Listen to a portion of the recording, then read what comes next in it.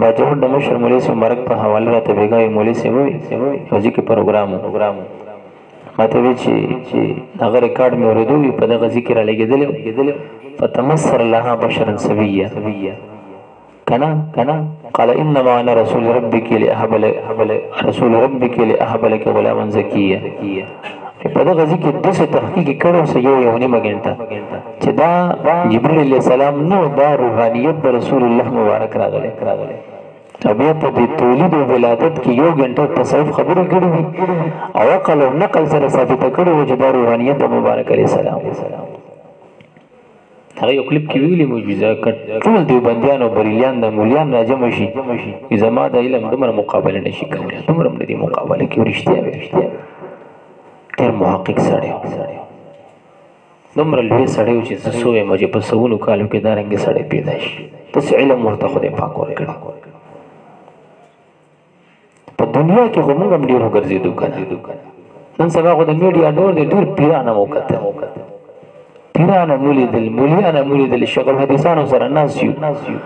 هغه چې د سر په پاته سر نه منی غم مونږلیدل ورسره ناس یو غب شپ هم لګولې خبرې هم کړي خو دس علم دس تقوا دس شجاعت او دس بهادری دس کار علم مونږ نه دا علماء ربانیین چې ورته وي او راسخین چې ورته وي هغه داخله خدای دې موږ هم د دې د برکاتونو مستفید کړي چې ډېر د بچپن د په مناماتو کې وینم ډېر د بچپن محبت دې راځه ورپسې یار دا د مبارک صاحب برکات دی بس